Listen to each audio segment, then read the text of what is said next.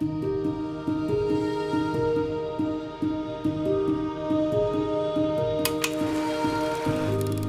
years ago, on the 25th of September 1971, tens of thousands of Christians came together for what became known as the Nationwide Festival of Light, NFOL, in London's Trafalgar Square. It was the largest open-air gathering of Christians in British history, a rallying call to uphold God's truth in the face of rising secularisation. Speakers addressed the crowds and then led them through central London for a gospel concert in Hyde Park. This was a watershed moment, particularly for evangelical Christians who'd previously considered political and social action the domain of the liberal wing of the church.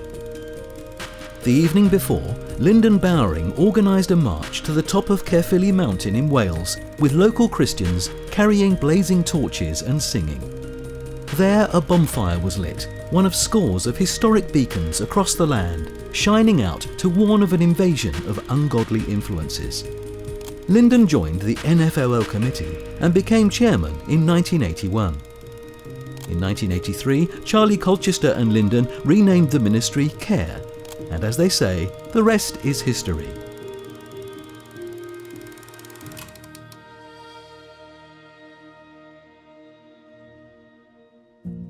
It's my privilege to welcome you to this celebration. Not only are we celebrating the 50th anniversary of the Nationwide Festival of Light, but nearly 40 years of the Ministry of Care, which has sought to be a voice for truth in the public square. The event sparked our mission to bring a clear biblical insight into matters of law and legislation. We believe in a better story for society and culture, where life is sacred and special and needing protection from conception to its natural end.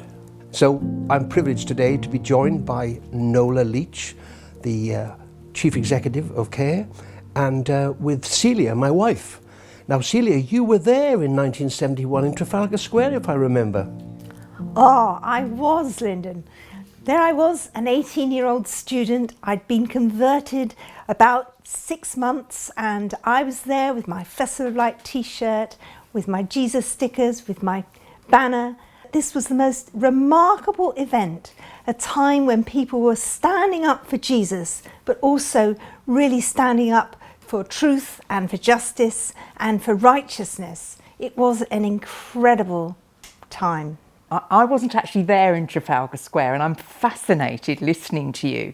I mean, what was it like? What were the feelings like? What are your memories of that? And just even what people were looking like. What was it? Well, it was the early 70s, so you can imagine what the fashion was like. And everybody who were wearing these T-shirts with the Festival of Light flame on. And we were carrying banners with just the word Jesus. And then every now and again throughout the crowd, someone would cry, "Give us a J." And they go, "J." "Give us an E." E. And the name of Jesus. And it was shouting out. And there was a huge range of ages. And many people of my kind of age, sort of late teens, early 20s. And there was such a sense of exuberance. How wonderful it was that here we were in the public square where everybody could see us, and so proud of being followers of Jesus, and particularly in the light of that, what was happening in the country, that no, we have something else to say. And weren't you saying, I can't remember whether it was Lyndon or Celia was saying, that even on the tubes and trains, people were singing and sharing experiences. Is that right? Yeah, I mean, one group in Bristol just this week told us about a train they chartered and all the praise and worship coming up to London from Bristol Temple Meads to Paddington, and then all the praise and worship and fellowship on the way back. And there were coach loads of Christians. And I'd never seen such an interdenominational coming together ever in the history of the church. Yeah. It seems, whether it was Catholic or Protestant or Pentecostal or Charismatic or Reformed or Anglican or Baptist, you name it, the concern for the deterioration in the nation. You know, we perceived that our nation had altered its course because of the secularisation of the legislation of the 1960s. And of course, as well as the event in Trafalgar Square and elsewhere in the UK as well, there were these beacons being lit all over the country, right throughout the British Isles. It was a remembrance of what had happened when the Spanish Armada was threatening to invade these islands, and all these beacons were lit to alert the navies and the armies and everybody that invasion was coming. And the idea was that we were being invaded as a country with secular ideas, and our Christian foundation was being eroded. And these fires were lit all over, right from John O'Groats to Land's End. And Lyndon, you were involved in that, weren't you? Yes, we approached a broom handle factory and asked if they would donate hundreds of broom handles, which they wonderfully did. We saw them in half. We approached a car oil filter factory in the valleys of Wales and said, have you got any disused or seconds? And they gave us these whole bunch of oil filters that were seconds. And so we put the oil filter on the end of the half a broomstick, soaked it in paraffin overnight, let them dry out a bit, and then lit them one by one. And there were scores and scores of these beacons going up the 1,000-foot Caerphilly Mountain, and there on the top with the Welsh TV were waiting for us. The bonfire was all ready. We threw our torches on, the flames went up, and of course that was the symbol of the nationwide Festival of Light event, the flames of God's truth and justice. It was just an extraordinary excitement, and people say, I will never forget that day. Yeah. It was a turning point. So I don't think there's been anything quite like it. I think we felt we were like a movement of firefighters. Yes, that's right. Putting out the flames and letting Christ's light shine in the darkness. And it was quite sort of basic. We were all right, never done this before. And I think we felt we were in a war, a cultural war. And, as the time has gone on, my perception is Care has more identified with the culture to improve it and cherish it and nurture it and change it. Yes. And as the youngsters coming along with social media and the internet, the emphasis has slightly changed. Nola, tell us about hasn't that. It? I think we've said being relevant, and that electricity that was there in Trafalgar Square and in the lighting of the beacons, I think is still there now, actually, in a different way. And we've invested very heavily in our communications team, and we've recognised that we need to be engaging with people now in a different way for a new generation. And so investing in the whole digital area and our fantastic website. Absolutely, our website and DVD clips on the website. And I've got a wonderful picture in my mind of a grandmother, and I can say that respectfully because I am a grandmother, as are you. And saying to their teenage grandson, come and look at this. Yes, this is what you need to see. Yeah. And we know, for example, from the leadership programme, don't we, that it's often grandparents who say to their grandchildren, you ought to apply for this programme because it's so relevant. So that, again, is the real dynamism, I think, of what God is doing through us. In the 20 years that you've been involved in the work of Care, how have you seen it develop and change? It's grown and developed in really encouraging ways. I think we've remained true to who we were originally, that vision with the Nationwide Festival of Light, and then when Care was set up, to make that difference, to help individual Christians to be salt and light in their communities. But I think over the years, one of the things that Care has been able to do is to put resource into particular projects that Christians were involved in, to work that out in practice. So we had Care for Education, working with Christians who were passionate about influencing local schools for Christ. We had the Caring Services Department, and then there was Care Confidential, which was the network of pregnancy crisis centres across the UK, helping women facing real trauma in their lives. I think we've also grown in how we've understood or tried to understand the culture in which we're operating and be relevant. And so we've gradually brought on people to work for us, individual teams who, for example, our public policy team, who have developed research, and I think the expertise has grown over the years, which is something that we are incredibly grateful for. Obviously, the climate in which we work today has similarities to when we started, but there are very particular problems which we're seeking to respond to and stand for Christian truth. Celia, I'm going to ask you in a moment about the jewel in the crown of CARE, the leadership programme. But just before I do that, can I tell you it was in 1990 that David Alton introduced a bill, a private member's bill, which we supported, which reduced the age in which an abortion was permitted from 28 weeks to 24. But last minute, the Secretary of State for Health introduced an amendment which allowed abortion up to birth for certain kinds of handicap, and we were devastated, thinking of the disabled people who would feel threatened and who would lose their lives as a result of that amendment. And we came back to the office, Charlie Coates and I, and decided to start the leadership program. It was following lunch with David Alton, who said, unless you alter the membership of this house, you'll be defeated again and again and again. And then we began, and that's 30 years now, and hundreds of young grads have gone through the leadership program, which Nola, you lead. Celia, tell us your reflections on the leadership program. Well, it is indeed the jewel in the crown of CARE, isn't it?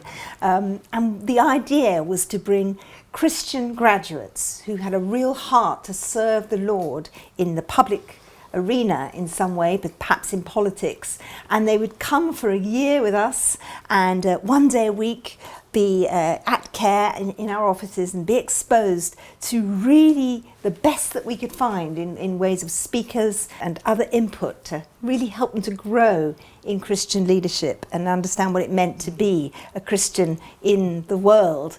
And 4 days a week, the other 4 days, they would be with an MP or somebody as an intern. And of course, they'd be learning on the job, invaluable experience. And back 20, 30 years ago, many people were praying, Lord, will you please bring more Christians into the Houses of Parliament? And when you look at what's happened since, that prayer has been answered. And I think the leadership programme has played a part of that, because 2 of our graduates are MPs and another one is an MSP up in Scotland.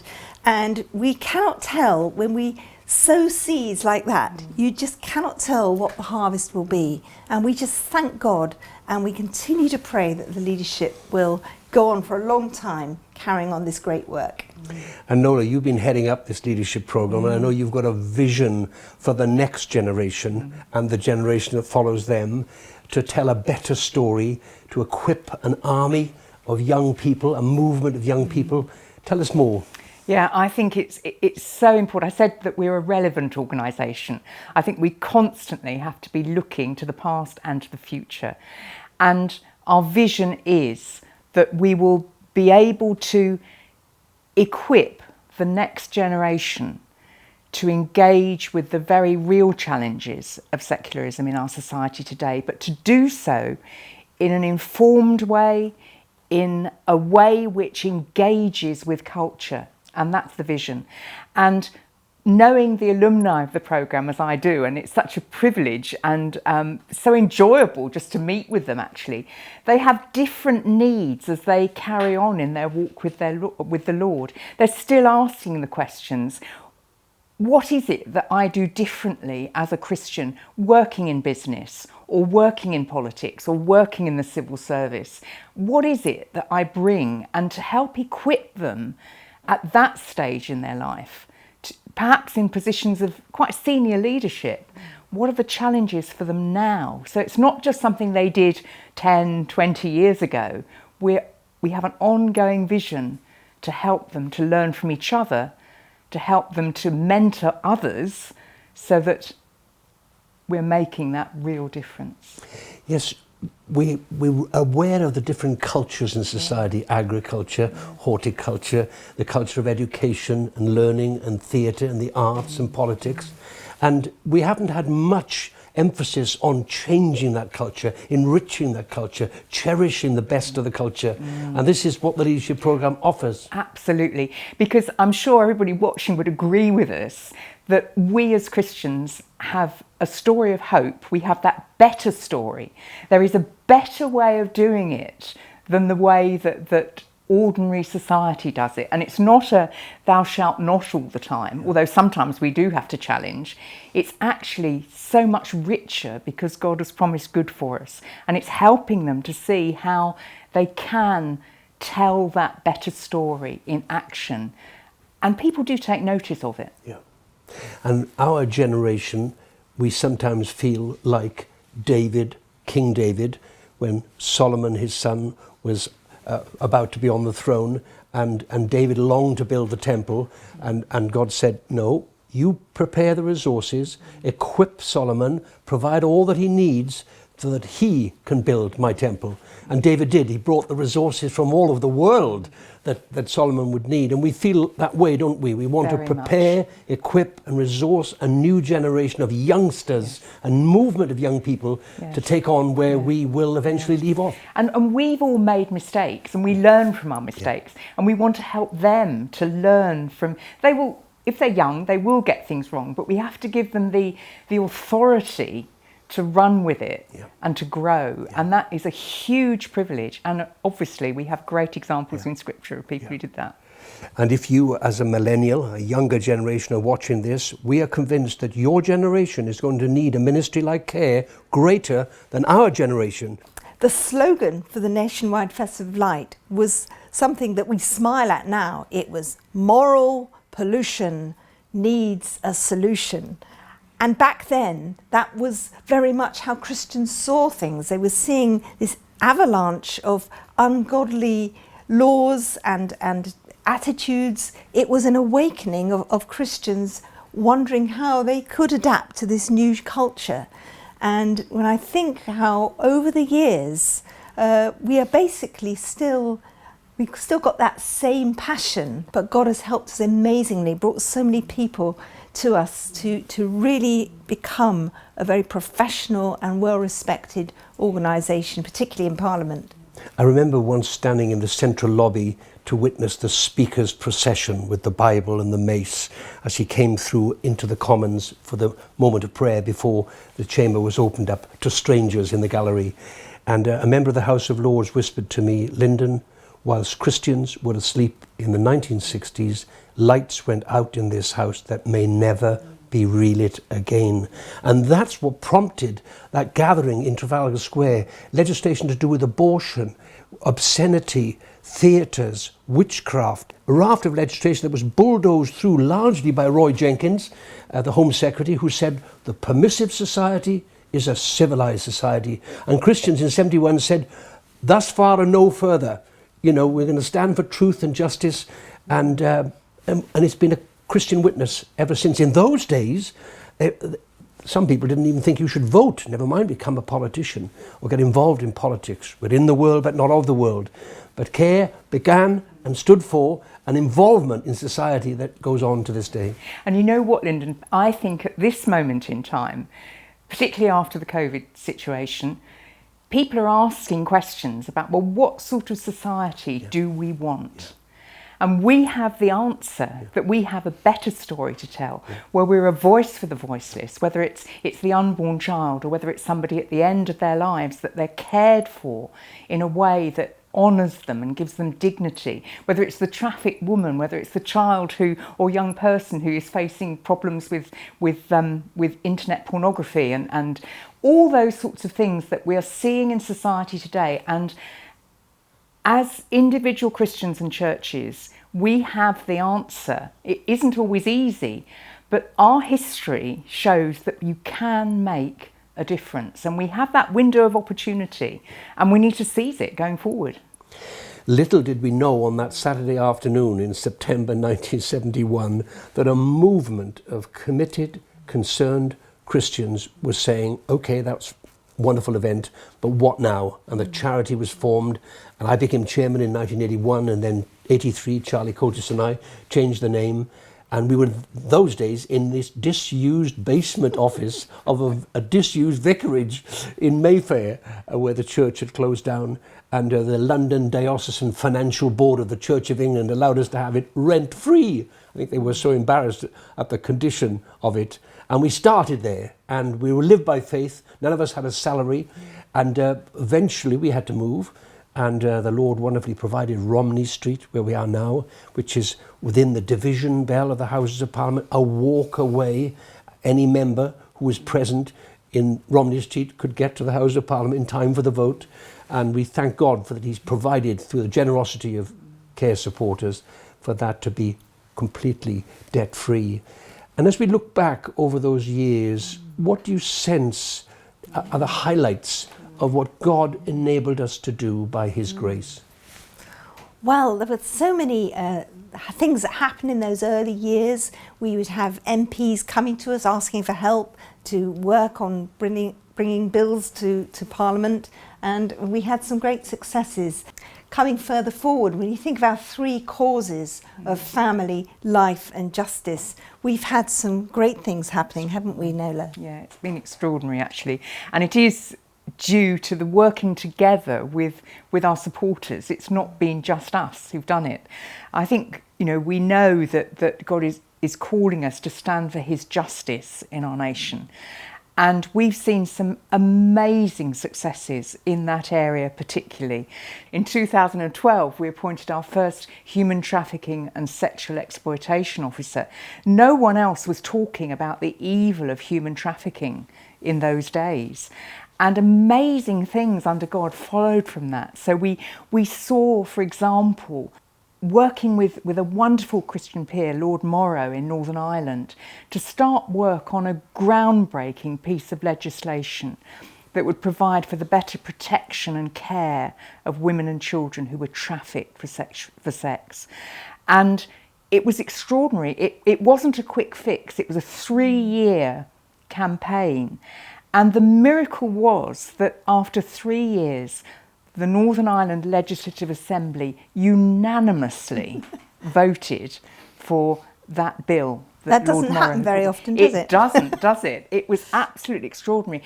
And on that day, as the bill became law, we know that Lord Morrow was receiving calls from literally round the world with politicians saying, will you help us draft legislation that will do the same in our countries? And that led to the Human Trafficking Act in England and Wales. It's led to further legislation that has been proposed by Lord McCall and people like Ian Duncan Smith to provide for that protection for women and children, that when they are rescued, they have time to be cared for, to have time to deal with the trauma that they've been in. And it's been extraordinary. It's ongoing work even now, but it began when we made that appointment. I think as well, the fact we talked about prayer, didn't we, and the importance of prayer in our life and our work, and to see individual Christians and joining together with us to pray about some really sensitive issues. So because of that union, we so far have seen every attempt to change the law on physician-assisted suicide defeated. I think one of the staggering ones was the last attempt of that when the marriage bill came before the House. We really didn't know whether we were going to win or not. And there was so much prayer and so much action of people contacting their local MP. We had a victory by 212 votes. I mean, that was extraordinary. And it provided for really good love, care for people at the end of their lives, which was so different to the legislation that was being proposed. And Celia, we've been engaged in protecting children. Tell us more. Well, children, as we all know, are they face so many pressures, particularly in social media and on the internet, and we know that an alarming number of quite young children are being exposed to very horrible pornography and violent material, and there needs to be greater protection. You know, it's not as a quick fix. And CARE has been working and trying to persuade government over many, many years for this child protection online. And that's so important as we think of the vulnerability of these young people. It's just heartbreaking. And also adults who are affected by addictions to pornography and to gambling. CARE has been very active and at the forefront of some great laws being passed to protect people who are really affected by gambling harm.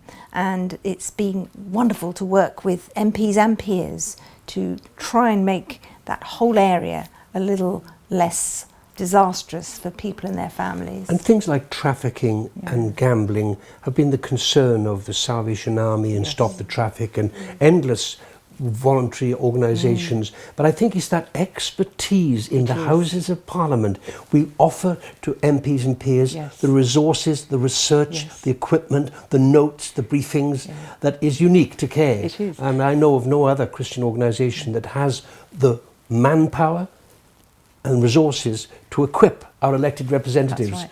And we've found over the years, and it's certainly the case now, that they come to us now for help. They want help in the battles that they're fighting. And one of the really wonderful privileges we have is it's not only Christian MPs who come to us now. It's others of goodwill who on particular issues have a real concern. And so people who wouldn't be with us, for example, on issues like abortion, are coming to us for help in areas for the protection of women and children who are being trafficked, for example. And it's a tremendous witness. And I would say from our experience, and certainly from my experience, those MPs are so grateful and they respect the fact that we are Christians doing it.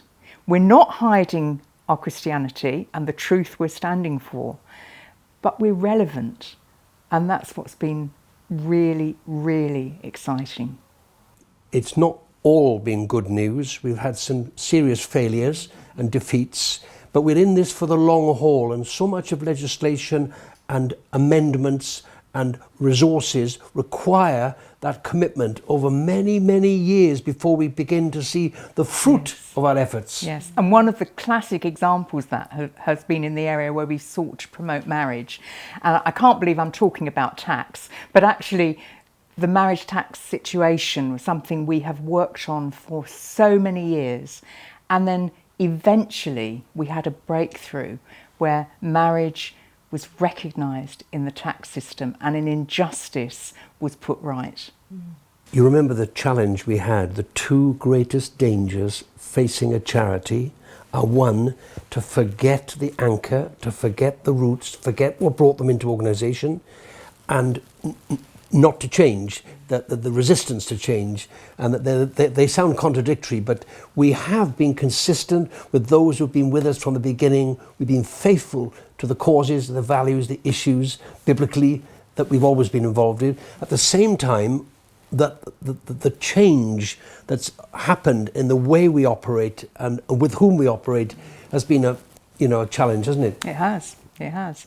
And particularly now, more than ever, I think, when we have a society where the worldview is so different to the biblical worldview, I think we have to understand why people think the way they do. Yeah. But we still have the opportunity to reach into those feelings. And I think the sort of society that we want to see is where life is valued from its beginning to its natural end, where children and young people are protected. We need to see how we can better equip Christians, and we include ourselves in that, to engage in that culture. And so the investment into new ways of communicating, so important. And we have huge opportunities there. And I think, as well as all the challenges as we look to the future, I think there is evidence that secularism has failed, and people are looking for something more. And therefore we have that better story, and we can help speak into our national life, which we did at the beginning, and we're continuing that now, albeit using different methods, but we are still doing it, and the opportunities are still there to seize. And that's what we're called to do. And we say, don't we, that God said, let us, Father, Son and Holy Spirit, the Trinity, make humankind in our image. And that's the golden thread that runs through the whole of Scripture, and I think runs through all that care does, is to see human beings in God's image, frayed, disabled at times, weak, at the end of life, but precious to God and precious to us. And I think my greatest dream is to come to a day when abortion becomes unthinkable. And another issue, of course, is the whole freedom of speech and of the right to express what you believe is coming under such threat. And this is something CARE is working on very hard, isn't it? This is going to be a growing problem and such an important thing to be involved in. And sometimes I think of myself humorously in a nursing home in a bath chair, and some reporter coming to find me and say, are you Lyndon Bowring? Were you involved in the work of CARE? Tell us more about it. And I would be able to name people in national public life, in academia, in politics, in the media, in the press, in the arts, in industry, who came through the CARE leadership programme and had a Christian worldview to affect, for God's glory, the culture in which they were purported to live. But Lyndon, you've often said you thought that would be way, way in the future, but we're seeing it now. Yes, yes. I'm not in a bath chair and in a nursing home yet, no. But yes. And when we think of the people who've stood with us for decades, praying with us, supporting us financially, we are indebted to them. We could never have achieved what God's allowed us to achieve if it hadn't been for the individual prayer and support and financial giving. So if you've been with us for any length of time from the beginning or more recently, can we thank you for standing with us? I never dreamt in September 1971 that I would be still so involved in the work of CARE. And it's been a privilege, a fantastic journey. But I think in some ways, for this generation, we've only just begun. And the relevance of CARE and its resources and the expertise for this generation, the new generation, the youngsters, to take up where we are leaving off, for our mantles to fall on them, the batons to be passed on, for them to run the race with patience, with zeal, with courage and wisdom.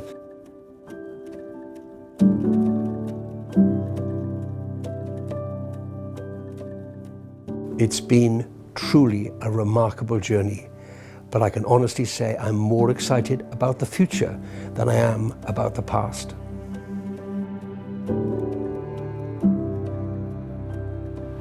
So it's been wonderful hearing all about the story of CARE and everything that God has done through our work and through you, our wonderful supporters. And James, what are you excited about and hoping for as you look to the future of CARE? I'm excited about the ministry of CARE growing. As our influence expands across the whole of the United Kingdom, I'm excited about more churches, more Christians catching the same vision that they had back in 1971 to make a genuine difference.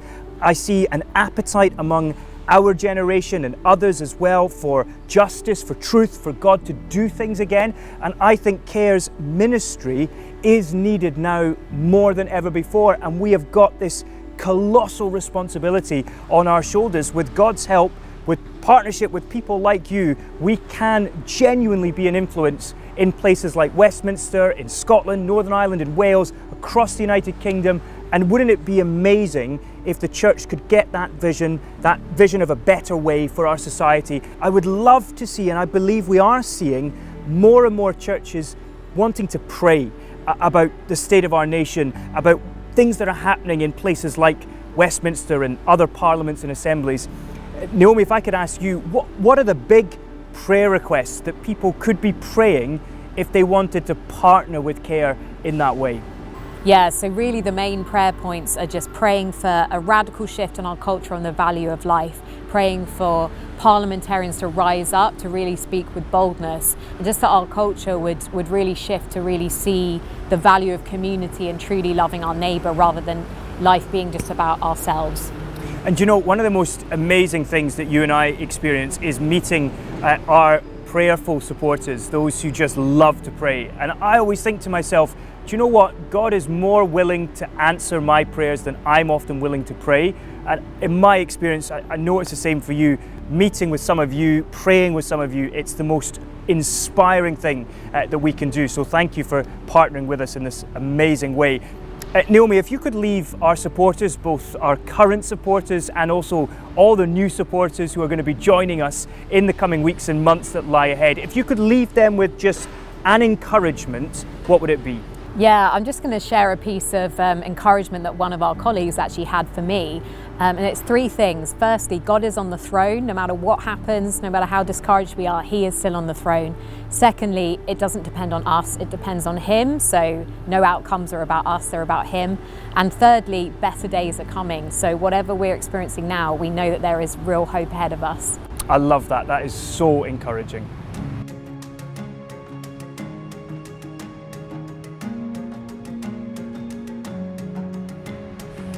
So we've looked back 50 years ago, that's when it all began. We've looked ahead as well. We've thought about how you can stand with us.